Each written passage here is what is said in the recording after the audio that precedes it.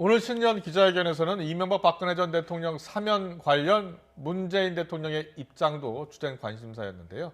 지금은 때가 아니라고 분명히 했습니다. 사면을 먼저 꺼낸 더불어민주당 이낙연 대표는 대통령의 뜻을 존중한다면서 호남으로 향했습니다. 우철희 기자입니다.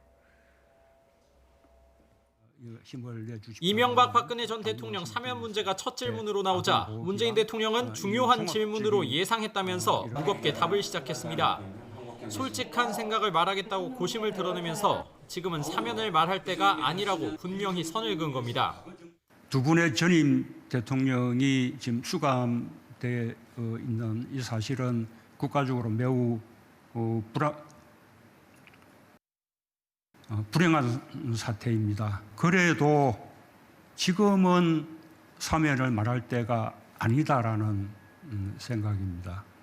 문 대통령은 엄청난 국정농단과 권력형 비리로 인한 국가적 피해와 국민의 실망이 너무나 큰데 반성조차 없다고 이유를 설명했습니다.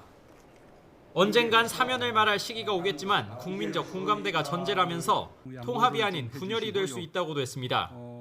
과거의 잘못을 부정하고 또 재판 결과를 인정하지 않는 차원에서 사면을 요구하는 이런 움직임에 대해서는 국민들의 상식이 용납하지 않을 것이라 생각하고 저 역시 받아들이기가 어렵습니다.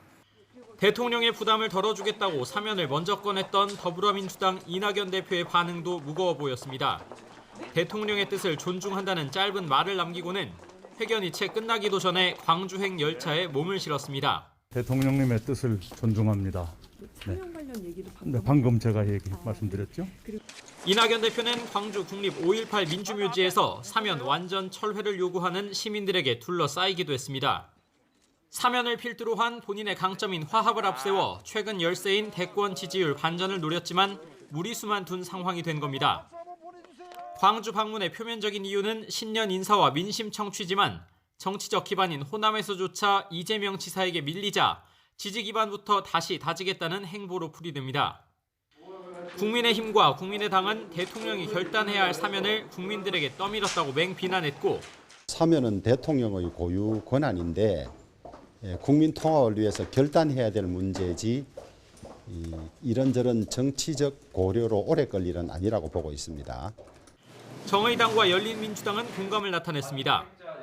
문 대통령이 확실한 입장을 밝히면서 향후 중대 변수가 나오지 않는 이상 사면 문제는 한동안 수면 아래로 가라앉을 전망입니다.